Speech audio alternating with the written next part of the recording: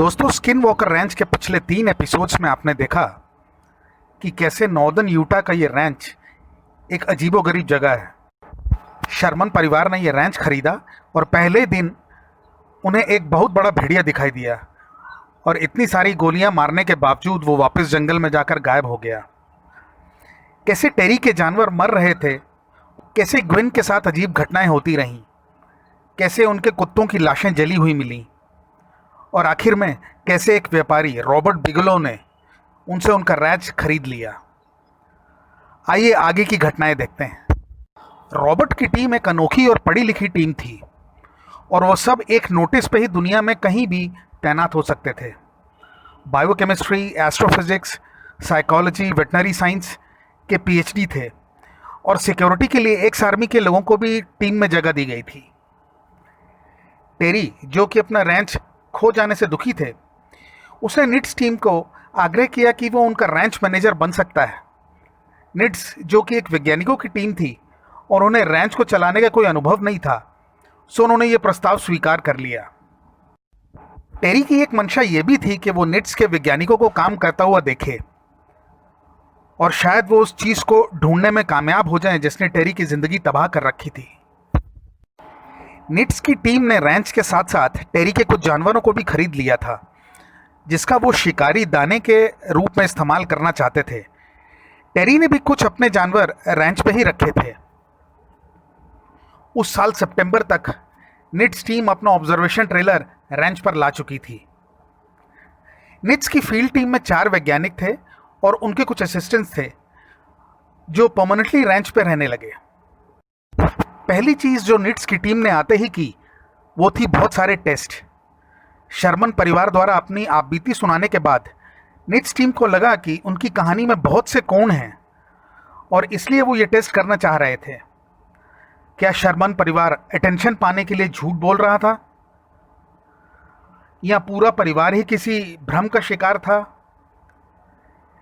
क्या वहाँ ऐसे पौधे थे जिनका पराग उनके दिमाग में भ्रांति पैदा कर रहा था?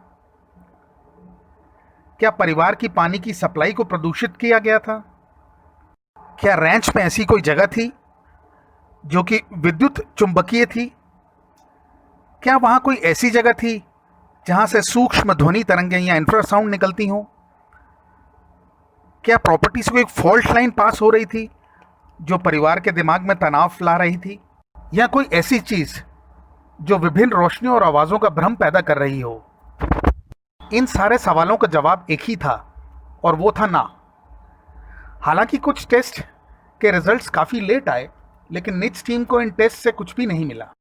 खैर, इन सब के अलावा और आसमान में कुछ अजीबोगरीब रोशनियों के अलावा निट्स टीम को 1996 में कुछ भी नहीं मिला और वो उन कहानियों पर शक करने लगे जो उन्हें वहाँ आने से पहले सुनाई गई थी। खैर, ये सब अगले साल बदलने वाला था। जितना भी निट्स की टीम अपना समय रैंच पर बिताने वाली थी, उतना ही उन्हें शर्मन परिवार की कहानियों पर यकीन होने लगा। 9 मार्च 1997 को टेरी और ग्वेन ने एक काले बछड़े की लाश देखी जो घर से लगभग 100 मीटर दूर घास पे पड़ी थी।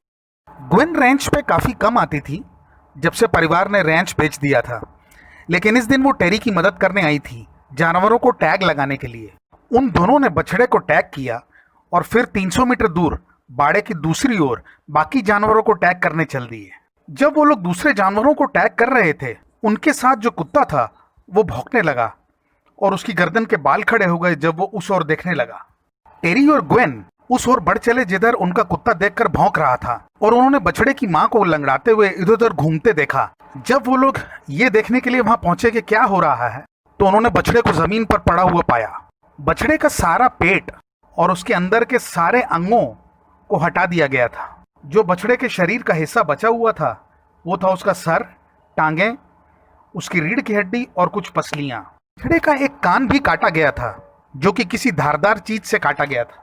सबसे अजीब बात यह थी कि जिस जगह यह कत्लेआम हुआ था वहां खून की एक बूंद भी नहीं गिरी हुई थी। बछड़े का वही कान काटा गया था जिसे टेरी और ग्वेन ने 45 मिनट पहले ही टैग किया था। इस दौरान किसी चीज ने बछड़े का 30 किलो से ज़्यादा मांस दिन दिहाड़े टेरी और ग्वेन की मौजूदगी में गायब कर दिया था और दोनों ने ना कुछ देखा ना सुना। निट्स के वेटनरी डॉक्टर भी बछड़े को देखकर हैरान हो गए। शरीर पे जो कट्स थे वो बिल्कुल साफ और सही थे और खून का नामो निशान नहीं था। जब टेरी और ग्वेन से ये पूछा गया कि उन्होंने इस घटना के पहले कुछ अजीब देखा या सुना था, तो उन्होंने कहा कि उन्हें कस्तूरी की तेज महक उस इलाके से आ रही थी। डॉक्टर के बछड़े के शरीर से सैंपल लेने के बाद पूरी टीम पैरों के निशान ढूंढने में लग गई। निशान ढूंढने के दौरान टीम कुत्तों के एक बाड़े के पास पहुंची और उन्होंने देखा कि सारे कुत्ते डरे हुए एक साथ खड़े थे। निट्स की टीम कुत्तों को बायोसेंसर के रूप में इस्तेमाल कर रही थी, क्योंकि कुत्तों को किसी भी घटना का पहले ही आभास हो जाता है। टेरी ने उन कुत्तों को देखकर कहा कि वो कुत्ते आज दिन भर से बाड़े से बाहर ही नहीं निकले। खैर, कुत्तों ने इस घटना के काफी दिन तक बाड़े से बाहर निकलने से इनकार कर दिया। धीरे धीरे निट्स टीम को इसकी वजह समझ आने वाली थी। कुत्तों को देख के ऐसा लग रहा था कि रैंच पे कोई चीज घूम रही हो।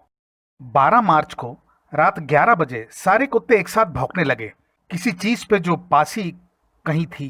टेरी और निट्स की टीम वॉच टावर में ही बैठे थे जब कुत्तों ने भौंकना शुरू किया। ये सुनते ही वो लोग एक ट्रक पे सवार हो गए और उस ओर चल दिए जिधर देखकर कुत्ते भौंक रहे थे। उनकी गाड़ी की छत पे तेज लाइट लगी हुई थी। उन्हें आगे कपास के पेड़ों के पास एक जोड़ा येलो बॉल्स पेड़ पे लगभग 20 मीटर ऊपर दिखे। वो लाइट्स असल में बड़ी बड़ी आंखें थी। टेरी ने ट्रक को रोका और अपनी राइफल की तरफ हाथ बढ़ाया। ट्रक से उतरते ही उसने अपना निशाना साधा। राइफल के स्कोप से टेरी ने देखा कि उस पेड़ पे एक बड़ी सी आकृति दिख रही थी जिसकी चमकती पीली आंखें थी। मैं इसे एक और बछड़ा मारने नहीं दूंगा, टेरी चिल्लाया। वो चीज पेड़ पर बैठी हुई अपनी चमकदार आंखों से उनकी तरफ देखती रही। जैसे ही टेरी ने गोली चलाई, वो आंखें अचानक गायब हो गईं और किसी चीज की पेड़ों के बीच से जमीन पर गिरने की आवाज आई। टेरी तेजी से गाड़ी में बैठा और उन कपास के खेतों के लगभग 40 फीट पहले अपनी गाड़ी रोक दी। उन्हें वहां उन पेड़ों में कुछ भी नहीं दिखाई दिया। वहां हर चीज शांत थी। टेरी और नेट की टीम पेड़ों के बीच उस चीज को ढूंढने लगे। वो एक दूसरे से लगभग 5 मीटर की दूरी बनाकर पेड़ों के बीच खोज रहे थे कि तभी टेरी चिल्लाया, मैं उसे देख सकता हूं। 2 गोलियों की जोरदार आवाज आई।